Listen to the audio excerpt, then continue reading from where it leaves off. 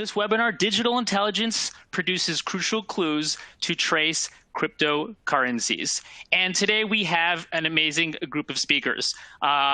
Instead of myself reading off their impressive bio, I'm going to let you guys introduce yourselves. So let's start with you, Pam. Why don't you go ahead? Great, thank you. Hello, welcome everyone. My name is Pamela Clegg. I'm the Director of Financial Investigations and Education for CipherTrace. Basically what that means is I'm either doing the investigations myself or I'm training individuals on cryptocurrency and the investigations of them. So I've been with CipherTrace for 2 years now. Prior to that, I was a BSA AML officer in private banking. And then prior to that time, I spent over a decade as a U.S. intelligence officer, primarily working narcotics and terrorism. Thanks.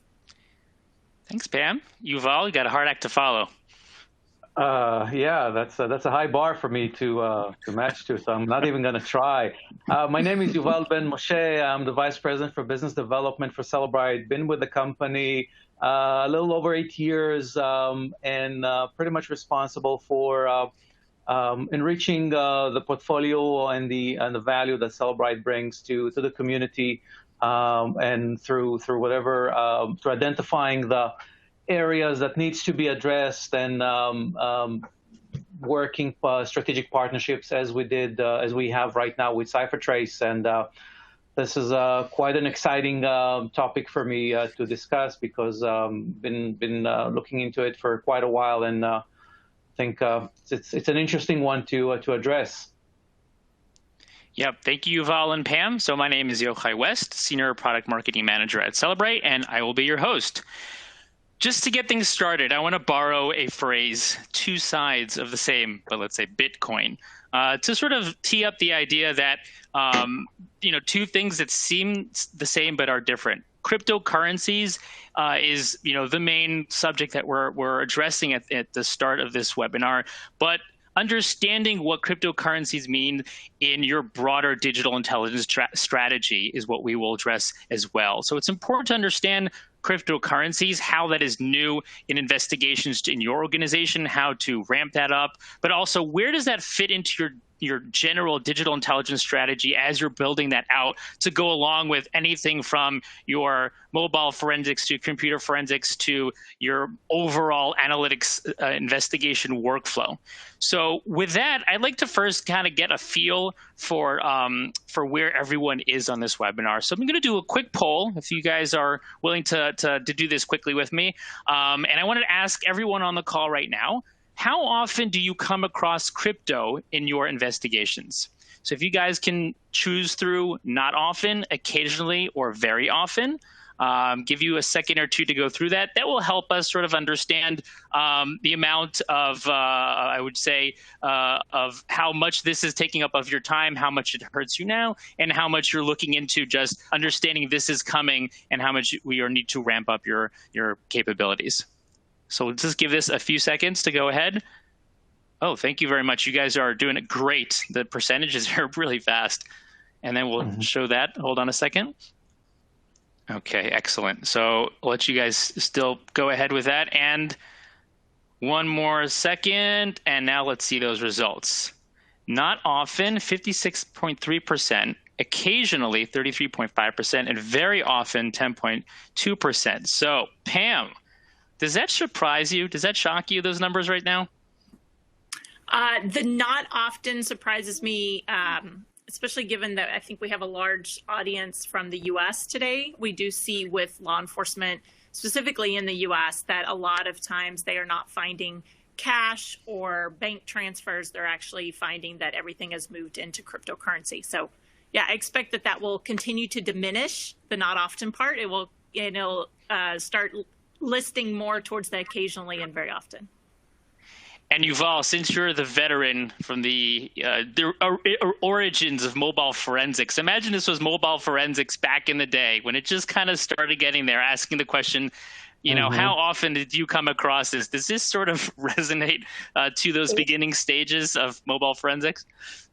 It does, and I think if we would have asked this question, I don't know, 3-4 years ago, the numbers would have been significantly different in a sense of not often being a higher numbers. I think the trend that we see is clearly on the positive and growing week to week, day to day.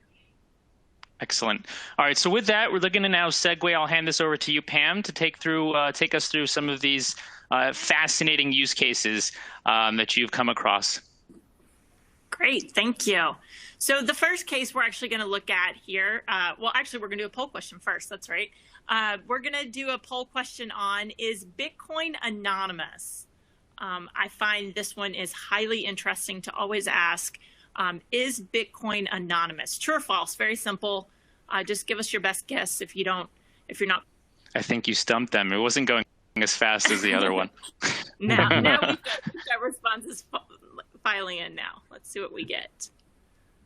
All right, we've got over half of the audience that's answered now. We're almost close to complete. Just a couple more seconds there, and I think we'll get the majority of everyone logged in. All right, I'm going to go ahead and push the answers out to you guys.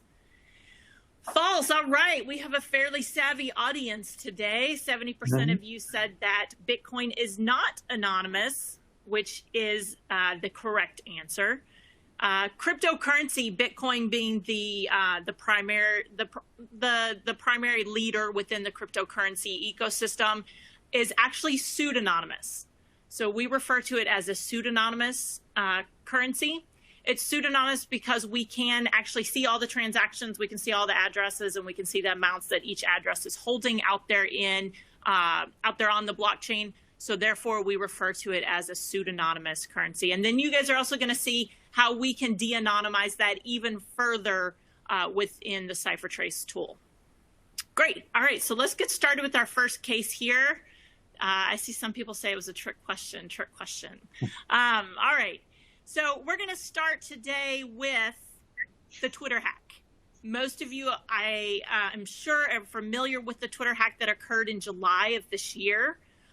This was a very high-profile case, given that the Twitter hack actually gained access to some very high-profile Twitter accounts, to include Bezos. You can see pictures down there on the bottom right. Bezos, Kanye West. I'm not sure that he qualifies as high-profile anymore, but Biden and Elon Musk, Obama, Warren Buffett was also accessed. So this was a really high-profile attack, and it was a two-part attack in that it included the actual breach of Twitter, and then it also included a Bitcoin scam that was the end goal of the actual Twitter breach. So we're going to walk through this today and talk about how blockchain analytics were instrumental in identifying these individuals, how the swift actions of the crypto industry actually helped limit the damage of this Twitter attack,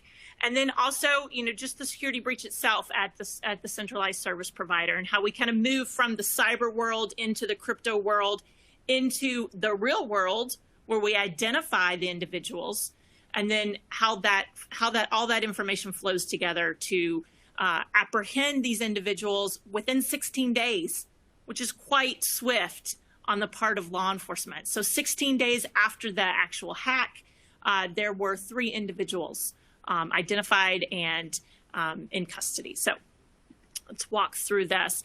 What we're going to look at first, and which is really important, the case actually began before July 15th, which was the day of the actual high-profile Twitter account hack.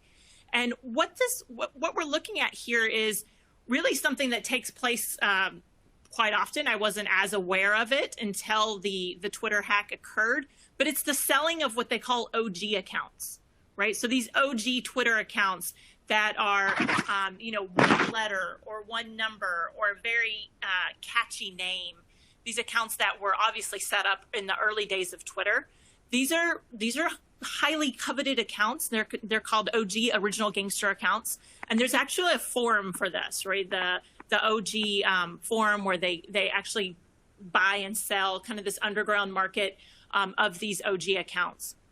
And why this is important is because the individual, Kirk was his username, responsible for most of the work in the Twitter hack, was actively selling Twitter accounts via these forums, and he was utilizing middlemen. And so we can see here some of his conversations with these middlemen. Two of his middlemen were LOL and Ever So Anxious. And these individuals were out there brokering these accounts on behalf of Kirk. Kirk originally claimed that he had access to Twitter employees to modify or seize control of these prized Twitter accounts. It turns out in the aftermath that that wasn't actually the case, that he originally actually claimed that he himself was a Twitter employee, and that wasn't actually the case as the investigation went on. Nonetheless, he somehow had access to Twitter and was able to broker these accounts. And these accounts go for sometimes thousands of dollars. So we can see some of his messages here taking place out there on the communications forum of Discord, where he was communicating with Ever So Anxious. And what's important here is that Kirk, in dealing with Ever So Anxious and Alive, which was also another username for LOL, he's given this address, this Bitcoin address, 1AI52, in order to receive payment for these Twitter accounts that he is brokering to the buyers, right? So this Bitcoin address, 1AI52, was put out there by Kirk, and this is where he received payment for all the Twitter accounts that he was brokering out there July 12th, earlier in the day on July 15th. He was actively brokering these and getting paid to this account that we see on the screen here. So why that's important, we can see there he's using that again. This particular one, he's selling at Vampire, right? So all these accounts at Dark, at XX, highly coveted accounts, $5,000, right? So he's got this address out there. And it's important to note this address because this is really what's going to immediately lead us to identification of Kirk once he launches the Twitter hack. And we'll see how that happens once the Twitter hack is launched. So here we see this is actually a screenshot that Kirk has given showing customers, showing the Twitter backend, right, that he has access to Twitter. This is for an account called R9. So he's actually demonstrating his access to Twitter's backend here. And so when we look at the payments that Kirk had received to his 1AI52 address, right, a Bitcoin address, we can see some really important information. And as I said, this is going to be key in identifying Kirk, identifying his real world identity. We can see in these two transaction shots here, we see on the left side, we see inputs that are red. That's because those inputs, those addresses, those are Bitcoin addresses.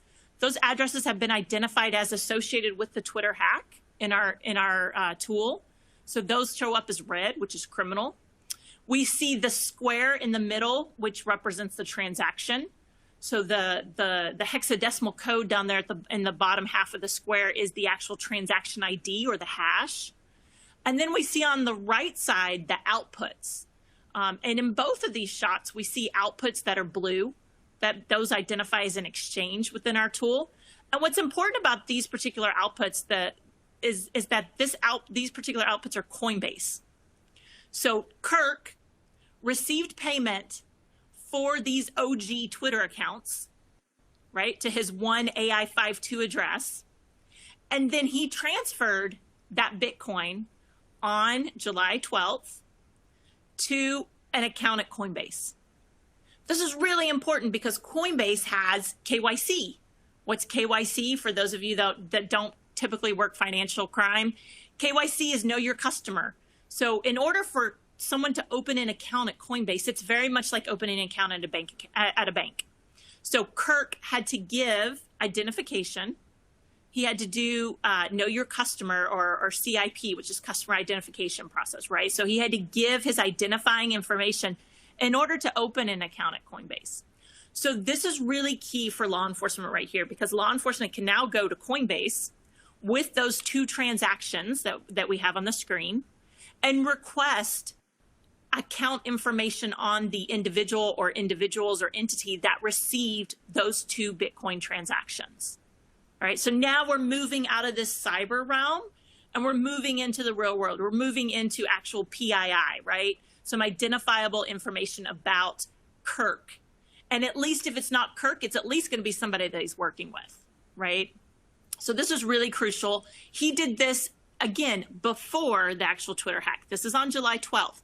Twitter hack happens on July 15th, all right? So let's move into the Twitter hack and talk about the progression of events with this. So the first public sign of the intrusion came around 3 p.m. Eastern, okay?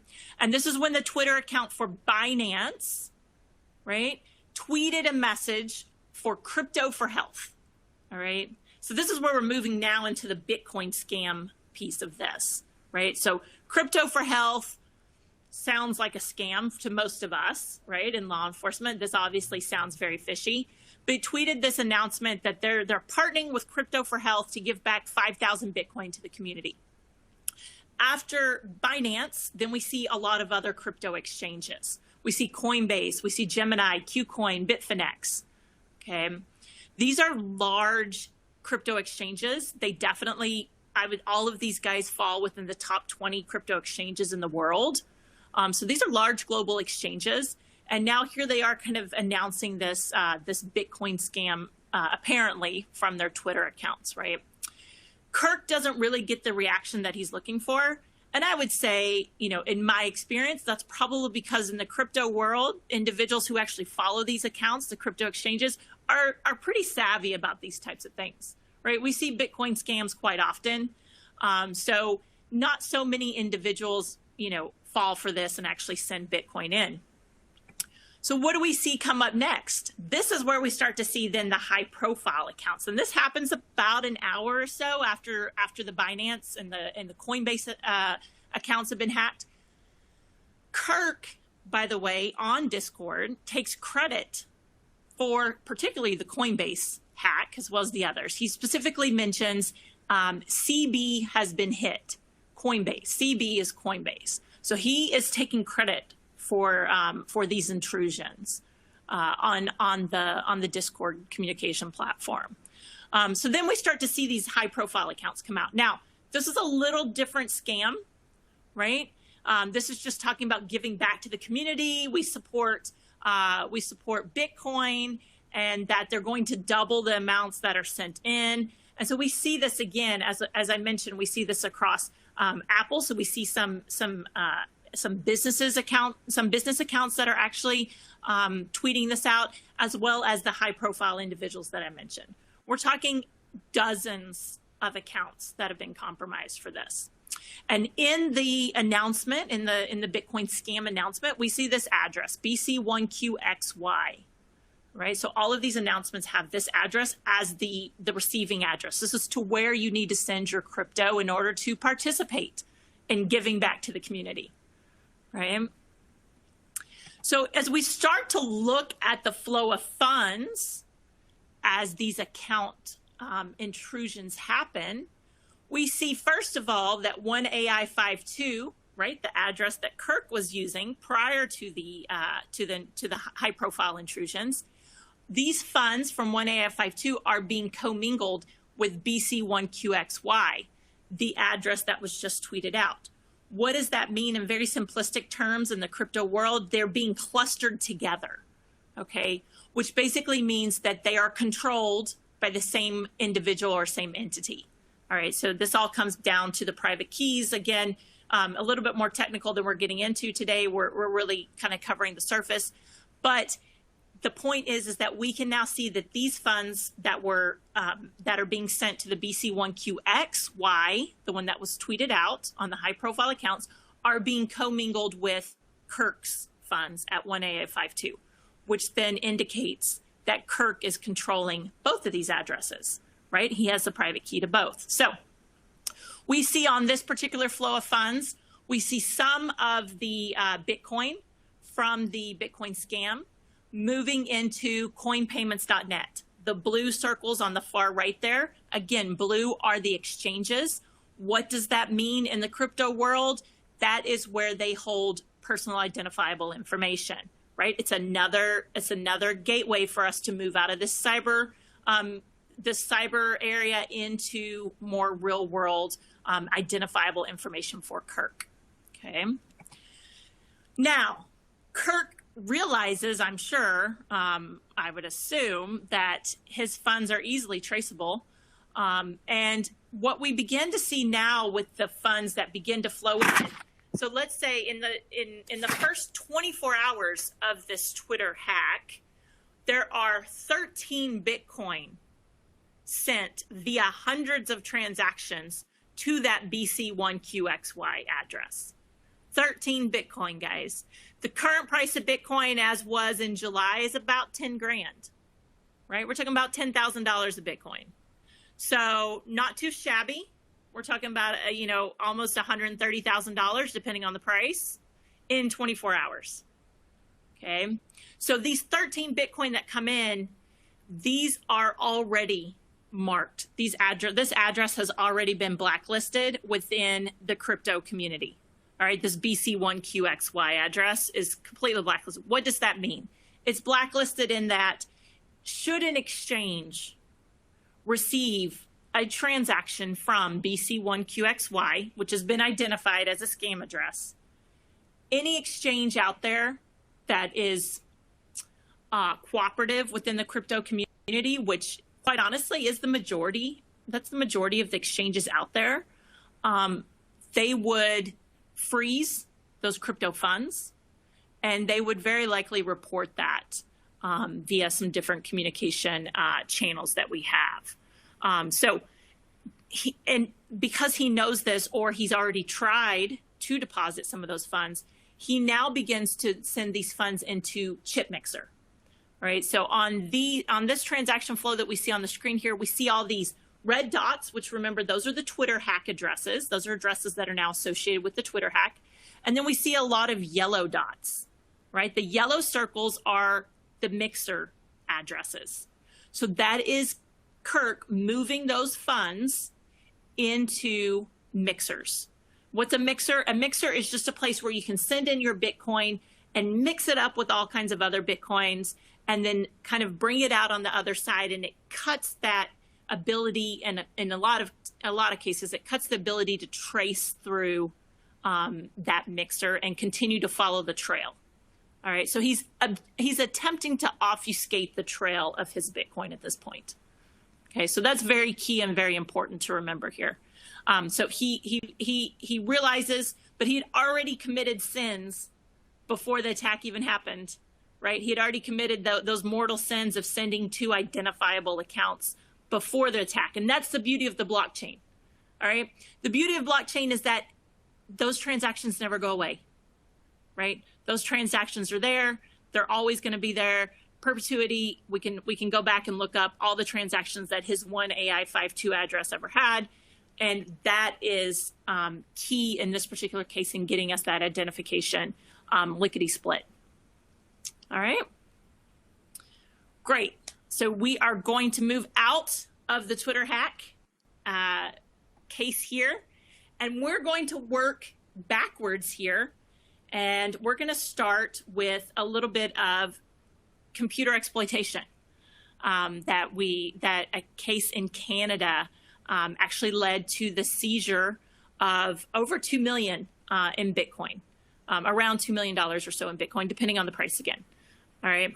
So again, this was a case out of Canada that CipherTrace worked hand in hand with law enforcement on.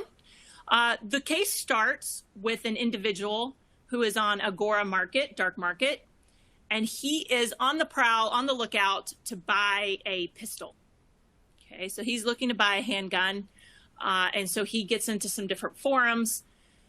Come to find out, unbeknownst to him, he is actually engaging with an undercover U.S. law enforcement individual to purchase this pistol. The buy goes through. We can see there his order. Has an order number, status, all that kind of good stuff, how much he paid for the Glock 17, which is what he ended up purchasing. And then this Glock 17 allegedly is going to be shipped to him to a particular address. Inoperable weapon basically is what's sent to him, and law enforcement is waiting for him to come pick it up at the address PO box that he had given. All right. So what ensues after that? Well, obviously arrest, and then a search of his residence. A search of his residence uncovers drugs, illegal substances, packing material, right? Different types of equipment that is utilized to pack these drugs into smaller envelopes to be sent out to what appears to be his customers, right? So drug trafficker, right? They discover a warehouse, a storage room, and they inventory that. So we're talking about MDMA, we're talking about ketamine, cocaine, marijuana. This was everything that was on his menu, right? So initially, we suspect that he's selling these illegal drugs, obviously via some method, most likely dark market, okay? They also recover in the residence this really kind of torn up looking CPU. All right. It's important to note here that they almost didn't take it because it didn't look like it worked. Thankfully, they did. And it did, in fact, function. And on that CPU that we are seeing in the picture there, there's a wallet. So he had a Bitcoin wallet. The addresses we see on the left side, those 11 addresses, were the addresses that were within that wallet. Okay, on that PC that they recovered. So 11 different addresses. They accessed this, and there are 288 Bitcoin sitting spread out amongst those 11 addresses there on that wallet.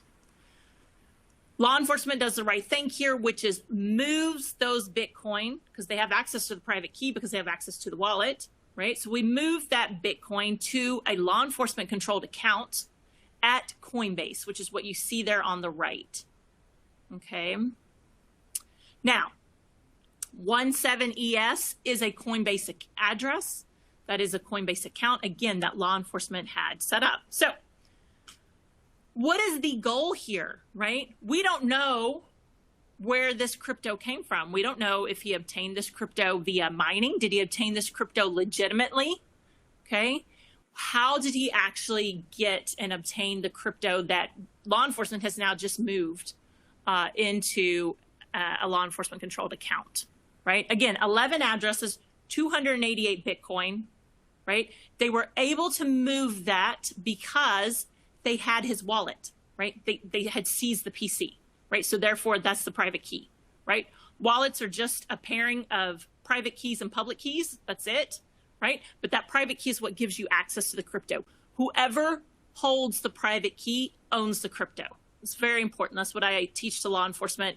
It's probably the number one thing I teach for law enforcement to understand. Whoever holds the private key owns the crypto. So they move it into Coinbase, and then they come to us and they say, hey, can you tell us where this Bitcoin originated from? So what do we begin to do here? We begin to trace that Bitcoin backwards. In the case of the Twitter hack, we were tracing the Bitcoin forward, right? We were going to see where did those funds end up. In this particular case, we're going to work backwards. We want to know the origination of that Bitcoin, right? So we see here on the screen on the far right, we see the blue circle, which is the Coinbase account. In the middle, we see the red circles, which are those 11 addresses that were on the suspect's computer in his wallet. And then we see on the far left, as we start to trace these back, we see the funds coming from those black circles, which, as you might guess, in our tool, represent dark markets, right? So in this particular case, we traced back 6 of those 11 addresses, received direct payments from Agora Market and Evolution Market, okay? Those direct payments into the suspect's Bitcoin addresses totaled 281, right?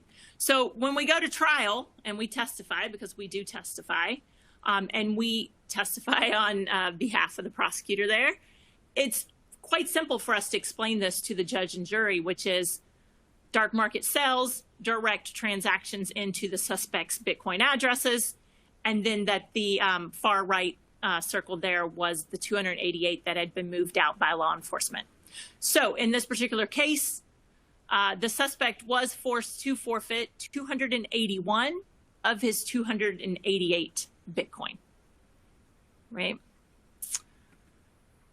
All right, just one really quick example here before I turn it over to Yuval, and this is just one example of a case that you may be working. You come across an address, right? Whether that might be on a dark market, or you may be doing some type of digital forensics, some type of extraction, but you come across an address. You don't even have to have all the address, because oftentimes we find that the addresses can be redacted, right? Especially in the case of maybe a ransomware or a payment address, until you actually engage in that individual to make the payment. And so we see here a portion in the middle there of a Litecoin address. Okay, so just another example here to show, not just Bitcoin, but we're going to show Litecoin as well. We start typing in that address into the tool, and the tool is searching the blockchain for matches, right? So we're finding addresses that match that exact string of characters. At about the 6th character here, we're able to narrow it down and identify this is the address. And now when we log into the tool, we have a couple of different avenues here to actually identify the user of that address. Okay, so we see the address there in the middle, MHUB. That was the address that we pulled off of that little screenshot. We can see that it has received payments from Crex24, which is an exchange. So again, PII. And then we can see that it is also sent to another exchange, which is Binance. So again, possible PII. If they don't have PII, if their KYC is weak or limited, then we can still get account information, right? We can get IP addresses that they've logged into from. We can get phone numbers or emails associated with that account. We can get transaction movements moving in and out of those accounts from that exchange, right? So a lot of good leads here just from that one transaction, just from that one address. Okay, I am going to turn this over to Yuval and let him take over. Thank you very, very much, Pam. Really, fascinating investigative work, and where I would like to take this discussion is maybe a click zoom out a little bit and try to understand and try to draw a few other elements of the investigations, those and others, at least in a concept. But as before we start, let's get to know our audience a little further, and let's try to understand each one of you within your organization. Who is the organization, or excuse me, who is the team that, or the profession that is responsible for crypto investigations as it stands today? We'll give you, again, a few more seconds to answer. Did I move too fast? I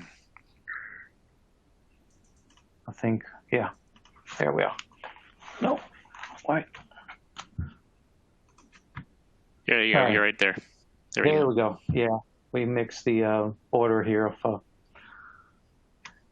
right. Who in your organization is responsible for the crypto investigation? Go ahead and answer that, please. Yeah, while we wait, Yuval, I find this fascinating. Just speaking to even customers right now on the Q&A, some of the classic forensic groups are looking to help support others in the organization who are primarily tasked with it. So I think everyone has sort of a bit of an interest in being able to support throughout wherever the investigation works through. So I'm curious to see where this is going to go.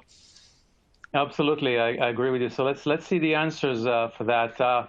Almost 50% of you marked the detectives and investigators as the main people that are dealing with those with those investigations. And well, right after that is a cyber investigation team and the digital forensic lab. I don't know. I mean, this is kind of reflect what I had an observation of the market, and I think I'm not extremely surprised from it. But I think what's also important to know is that this is being a new domain.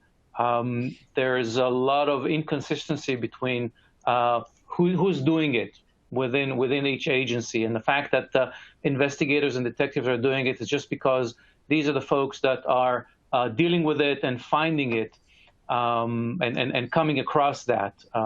And nothing to provide anything new for all of us here, understanding that an investigation is a puzzle. At the end of the day, is a puzzle work. And the fact that we are doing this webinar and speaking about cryptocurrency investigation does not put cryptocurrency investigation as an isolated area. And this is what I would like us all to understand and keep in mind. Cryptocurrency investigation is a piece in the puzzle, alongside many other pieces in the puzzle. So whatever we do, we should always look at it as a critical, important, and very, very significant element of the investigation, alongside many other things like digital forensics, like investigating other humans, interviewing humans, open source intelligence, warrant returns from various places, and many other elements of it. So, and to give few examples, Pam mentioned about Discord. That's a platform for communicating. It's unrelated to crypto directly. It's just a matter of a forum and online chat and communication area where one can obtain the content of it through various means. In this specific case, in the Twitter hack account, the agency has approached Discord and obtained, with their assistance, obtained the information and the chat messages through a warrant and cooperation of that specific company. So, taking that information and cross-referencing it with the information that we found on the web and on the blockchain, for example, those specific addresses that Pam has mentioned being mentioned on Discord chats, and cross-referencing the data from the Discord and what's said there and what we see on the blockchain is an important avenue to keep in mind. So in this case, again, the Discord has nothing to do with blockchain or crypto investigation, but the connecting of those 2 points is what happened, is what provided the observations. Now, the other thing that in the Twitter account that was used, they have used an online forum called ogusers.com. ogusers.com is a platform for selling and buying digital content, sometimes used for, mostly used for illegal digital content, such as usernames, such as passwords and areas like that and things like that. This is another platform that was on which the Twitter accounts was published for sale, again, for Bitcoins. In this specific case, the law enforcement agency did not have access to whoever operated this website, but they had access to a dump of this website that since then I believe became offline, but there was a dump of all the content of OG users that was kind of hacked and walking around and available somewhere along the internet. And in this specific case, law enforcement has obtained that, and were able to extract content which helped them later apprehend additional people that are involved in this Twitter account. And again, this is a source which is not directly related to blockchain or cryptocurrency, but the fact that this data was available and was able to cross-reference helped in providing the broad picture. Another tool that was used is a web archive. Cryptoforhealth.com was published, as Pam has mentioned, as a website that later attracted people to donate something, some money over Bitcoin, which was basically going to the hackers or to the perpetrators. This website, by the time law enforcement started investigating that, this website wasn't available anymore, but law enforcement had access to a web archive, the Wayback Machine in this case, which keeps recording of various websites and allows going back and actually recovering things that are no longer available right now, no longer alive. So yet another source of digital data that was used in this investigation to put together the broader picture. Moving along to something which is a little bit more closer to home for us all here, mobile devices. Text messages. Extracting text messages from mobile devices is a great source for additional data that can later be used in the crypto investigation. And the specific example that you see in front of you is a text message with a Bitcoin address. So identifying searching for those Bitcoin addresses or for addresses as a general, and extracting that and taking them and running them on the crypto investigation tool is again a step to and a mean to provide additional information and taking the investigation from bits and pieces scattered around and actually drawing a picture. What you see in front of you is a screenshot of a Cellebrite UFED in the midst of extraction.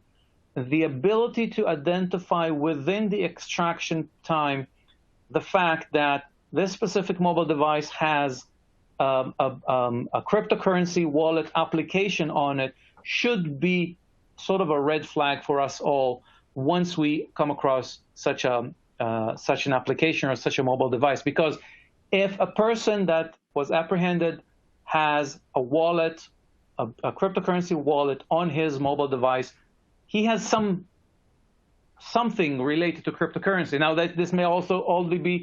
this may be something completely legitimate, but definitely something that we need to look into. So even this small thing of finding out that this specific mobile device that was seized within the hands of a person of interest is an important lead to further investigate. And surfacing this lead is done through digital forensics, good old traditional digital forensics and mobile device forensics. Something else to also keep in mind and keep a close eye to is this very, how should I call it, list, honestly looking list of 12 phrases that can be found written down on a piece of paper, but can also be found a copy of it or a picture of it within a mobile device. These are recovery words or seed words, sometimes being referred to. These are code words that are being used to recover a wallet, a crypto wallet. And if we have access to those words, then we can duplicate the wallet and actually get access to the funds in it. So if through a house search, one comes across a piece of paper like that, or through investigating a computer or a mobile device, one comes across a picture of this, this is a lead. This is an important lead. And not everybody really, and if you don't know about that, if you're not familiar with the concept of seed and recovery words, then you may say, well, looks like a shopping list or something like that. Maybe not a shopping list, but something meaningless and maybe overlooked.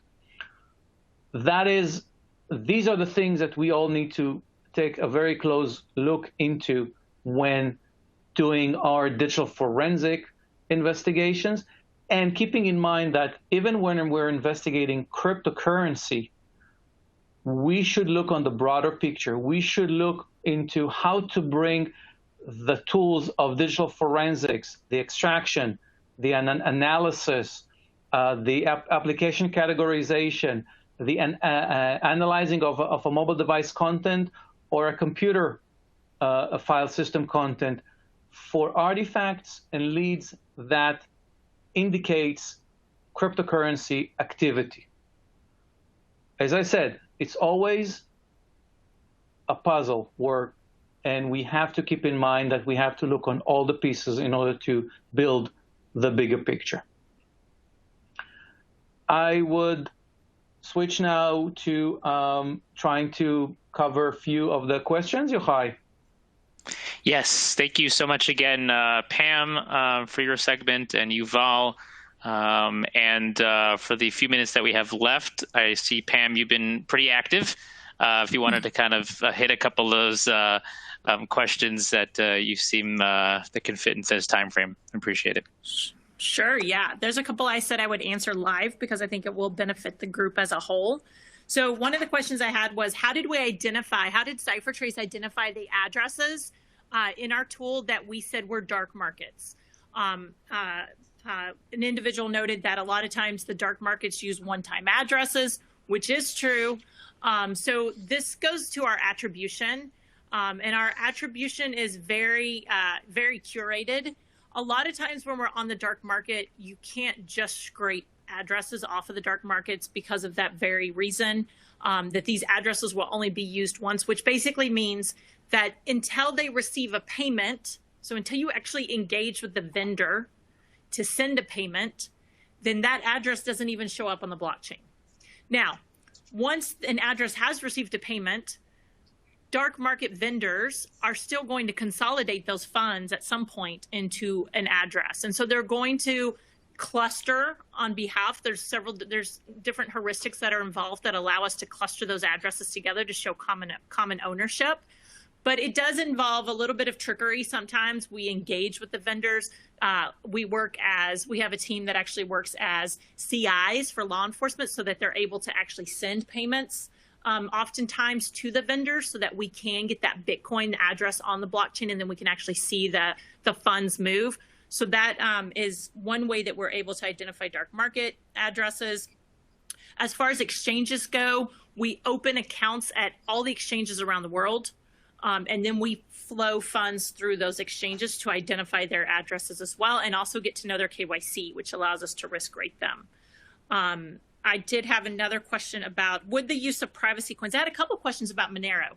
So I will just address Monero really quick because it is such a relevant topic, and also because last week on Monday exactly, CipherTrace announced that we now have capability tracing Monero, which is huge. So for those that aren't familiar, Monero is a privacy coin, which means basically everything I told you about Bitcoin that makes it pseudonymous because we can see the addresses, we can see the transactions and the amounts. Monero is private, which means that we can't see that. So it still exists. The blockchain is still there. The ledger's still there. It's just hidden. It's cloaked. It's obfuscated. So we have advanced our capabilities. We've actually been able to pierce through that. And we are proud to be able to announce that we have capabilities for tracing Monero as well. And if you can Google CipherTrace and Monero, and a lot of that will come up. And there's some actual screenshots if you would like to see those capabilities. One last question, and then I'll let Yuval, I think there were a couple of questions for you guys as well. Tracking through exchanges. I did have somebody say that they had used blockchain tools to actually trace, and that it looks like the subject they were tracking was sending into an exchange, and then the coins got all mixed up. That's what an exchange does, right? So an exchange is really the best mixer in the world. The benefit of an exchange is that we can subpoena exchanges. We can send production orders to exchanges and legal requests. And this individual said that they had sent a subpoena, which was ignored, and this was 3 or 4 years ago. I can tell you now that exchanges are quite a bit more proactive. All the top U.S. exchanges have to respond to law enforcement. They are considered an NBFI, a non-bank financial entity. They are an MSB. They have to be registered as a money service business. But even outside the U.S., Binance, Zappo, we have a Bitflyer. There's a lot of exchanges that respond to law enforcement as well. If you have any issues with that, we can help get you in the right contacts for those as well. Yuval, you might want to. Yeah, I actually want to address one or two of the questions that I see here that I think can be of interest. One question was about extraction device like Cellebrite. What additional information do they provide for analysis of the blockchain? I'll try to clarify that. Cellebrite extraction devices do not attempt to trace the blockchain. This is where we have partnered with CipherTrace, and we offer a comprehensive solution that includes the Cellebrite extraction and analysis tools together with CipherTrace product, where the CipherTrace products will do the actual blockchain analysis and the crypto investigation, and the Cellebrite side will provide the additional pieces of the puzzle, as I've mentioned. For example, identifying that a specific mobile device have a crypto wallet application on it. For example, searching through the content of mobile device or computer for crypto addresses, for mentioning of crypto in a chat message, images of QR codes, or again, crypto addresses or seed words, as mentioned. So the Cellebrite part of it, and that's really the complementary element of this partnership, is where CipherTrace Tools brings the crypto investigation capabilities. Cellebrite provides the digital forensic part of it together, providing the comprehensive digital intelligence suite of solution. Over the next probably several months, there will be additional capabilities that will be introduced into the Cellebrite various tools to accommodate specific elements of it and specific parts of it. The other question I wanted to address is it's a little bit more tricky. There was a question about what do patrol officers should be looking for when they come across in order to find crypto. Is it only the seed words? Obviously, it's not only the seed words. Seed word is just one thing, and it is a long list, and I think this is probably a major gap or a major issue right now in the law enforcement community, is really the awareness. I guess we've all been used to finding the drug dealers with stashes of cash with them, and it's no longer the case. So actually finding someone who's suspicious without a stash of money is a lead by itself. But I don't know to point onto specific things beyond what I've mentioned, as to finding that he has an application of crypto, the fact that he has those seed words in his pocket, the fact that it seems to be there's QR codes, printouts somewhere, things like that. Pam, you may want to probably add to that. Yeah, I would say most certainly the seed words that you've shown, QR codes, those types of things. Receipts for Bitcoin ATMs, that's another thing that I look for in pocket litter, right? But then also the hardware itself. So for those that aren't familiar with hardware wallets, the best way I can describe them in a really short explanation is they look like a USB drive, but they have a screen on them. So they look like funny looking USB drives, but they have their own little screen, because that's actually where the transaction takes place. So hardware wallets, and then also on their devices. So apps, right? Software wallets, Bread Wallet, those types of things on their smartphones, right? So that would be the other place that you would most certainly look for evidence of crypto. Okay. Great. So thank you, everyone. For the sake of everyone's time, we're at the top of the hour. I wish we had more time. There are a lot of questions still flying in, but we hope to follow back with you guys with answers to that. You also receive a link to be able to get the recording of this webinar. And of course, at any given time, if you'd like to click on some of the engagement tools to download some brochures, visit the website, and of course, reach out to us at any time. We'd be happy.